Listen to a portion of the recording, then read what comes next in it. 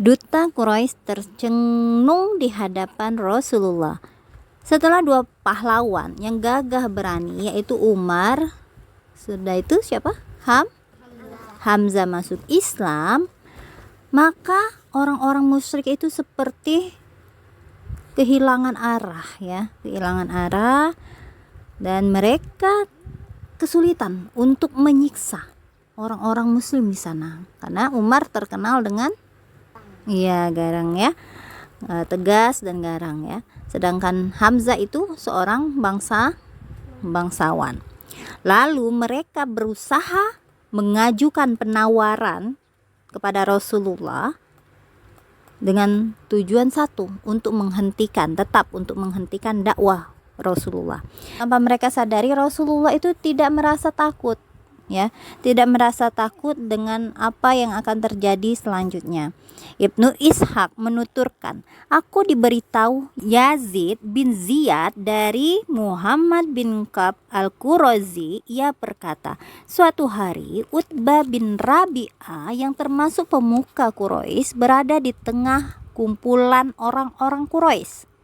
Nah, di waktu yang sama Rasulullah itu sedang duduk di Masjidil Haram sendirian. Jadi Utbah berkata, wahai orang-orang Quraisy, bagaimana jika kau hampiri Muhammad?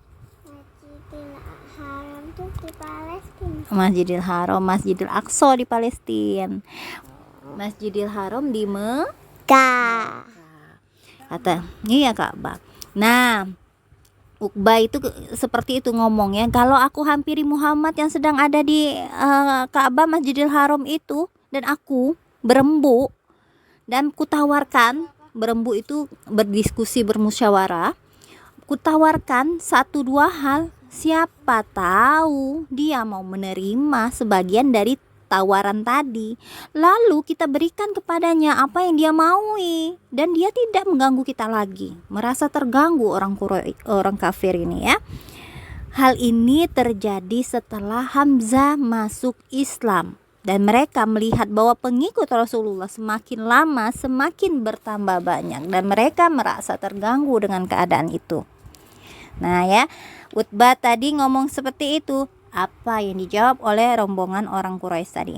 Wahai Abul Wahid, bagus itu, hampirilah dan ajaklah dia berembuk, kata mereka. Maka Utbah bin Rabi'ah tadi datang menghampiri Rasulullah ya, dan berkata, wahai anak saudaraku, engkau termasuk golongan, maksudnya karena Rasulullah itu keturunan Arab, jadi dianggapnya anak saudara ya. Wahai anak saudaraku, engkau termasuk golongan kami, dari keluarga dan dari keturunan. Aku juga tahu kedudukanmu. Engkau telah membawa satu urusan besar kepada kaummu, yang dengan urusan itu engkau memecah belah persatuan mereka, membodohkan harapan-harapan mereka, mencelah sesembahan dan agama mereka, dan mengingkari siapapun yang masuk dalam golongan leluhur mereka. Yang diomongin kan orang musyrik ya? Iya, jadi orang itu ngomong bahwa Rasulullah itu menyebabkan orang-orang lain itu terpecah belah. Orang Quraisy tidak mau lagi menyembah berhala karena adanya agama Islam, mengikuti agama yang dibawa oleh Rasulullah. Nah, sekarang dengarkanlah, aku akan menawarkan beberapa hal kepadamu, dan engkau bisa memeriksanya. Siapa tahu engkau mau menerima sebagian di antaranya. Mulai penawaran. Lalu Rasulullah bersabda, katakanlah wahai Abu Walid, biar ku dengarkan. Tidak langsung menolak Rasulullah itu. Rasulullah nggak langsung nolak ya, tapi disuruhnya untuk Utbah tadi untuk berbicara. Wahai anak saudaraku, jika engkau menginginkan harta kekayaan sebagai pengganti apa yang engkau bawa ini, maka kami siap menghimpun harta kami untuk diserahkan kepadamu, sehingga engkau menjadi orang yang paling kaya di antara kami. Jika engkau menginginkan kedudukan, maka kami akan mengangkatmu sebagai pemimpin kami, dan kami tidak akan menyisakan bagi orang selain dirimu. Jika engkau menginginkan kerajaan, maka kami akan mengangkatmu sebagai raja kami, dan jika engkau tertimpa penyakit yang tidak bisa engkau obati sendiri, maka kami akan carikan obat bagimu, dan kami juga siap mengeluarkan biaya hingga engkau sembuh. Terlalu mudah bagi pelayan kami mencari seseorang yang bisa mengobati. Nah, jadi ya, maksudnya itu dikasih penawaran. Pertama adalah kekayaan. Yang kedua adalah kedudukan. Yang ketiga kerajaan, dan yang keempat kalau tertimpa penyakit, ya. Jadi ada 4 ya. Ada 4 yang ditawarkan. Kalau mau kekayaan, ambillah, kamu akan jadi orang kaya, Muhammad. Kalau mau kedudukan, silakan, kamu nanti orang yang paling terpandang. Kalau mau kerajaan, kau akan jadi raja kami. Kalau kau sakit, kami akan obati. Tenang, biaya akan kami tanggung. Setelah Utbah selesai ngomong, ya, Rasulullah mendengarkan, maka Rasulullah bertanya. Bukan langsung mengkat, aku tidak mau semuanya. Tidak, tapi Rasulullah berkata, apakah engkau sudah selesai bicara, wahai Abul Walid? Tanyanya seperti itu. Ya, jawab Utbah yang dipanggil oleh Abul Walid tadi. Sekarang ganti, dengarkan ucapanku. Akan aku lakukan, kata Utbah. Lalu Rasulullah bersabda, Bismillahirrahmanirrahim. Dan beliau membacakan surat Fussilat 1-5. Hamim tanzilum minar rahmanirrahim. Kitabun fussilat ayatuh Qur'anan arabiyyan liqaumin ya'lamun. Basyiran wa naziran fa'arada aktsaruhum fahum la yasma'un wa qalu qulubuna fi akinnatim mimma tad'una ilaih. Hamim, diturunkan dari yang maha pemurah lagi maha penyayang, kitab yang dijelaskan ayat-ayatnya, yakni bacaan dalam bahasa Arab, untuk kaum yang mengetahui, yang membawa berita gembira dan yang membawa peringatan. Tetapi kebanyakan mereka berpaling daripadanya, maka mereka tidak mau mendengarkan.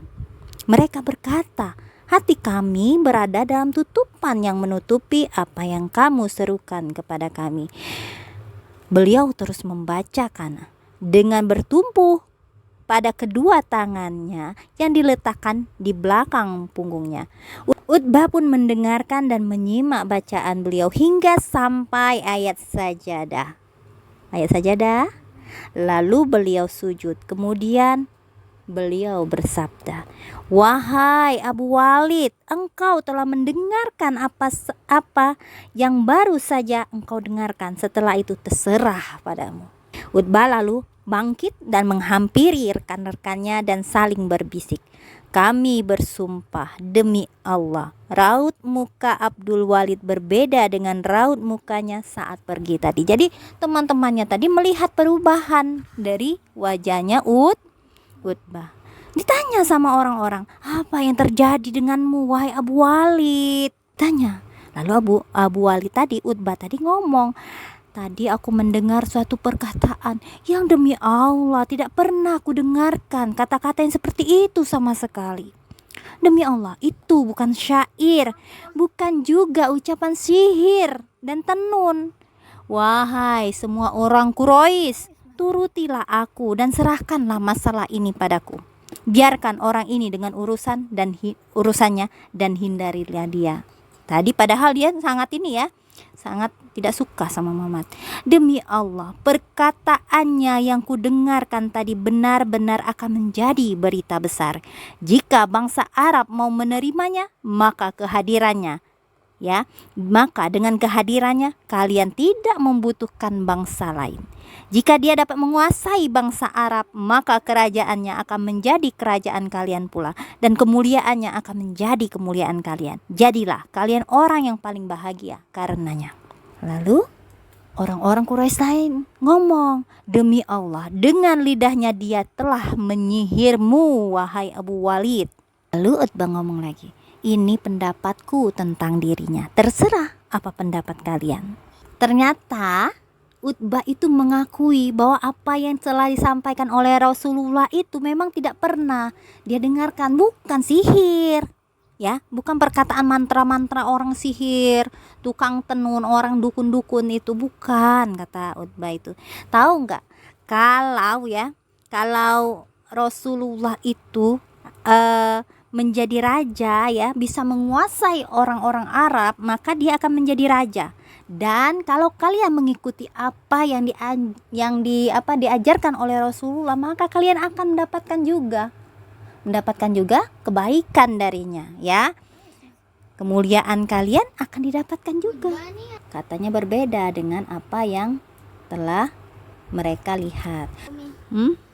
Kan waktu itu kan kata pamannya Nabi yang siapa itu kan itu Muhammad, tapi nama itu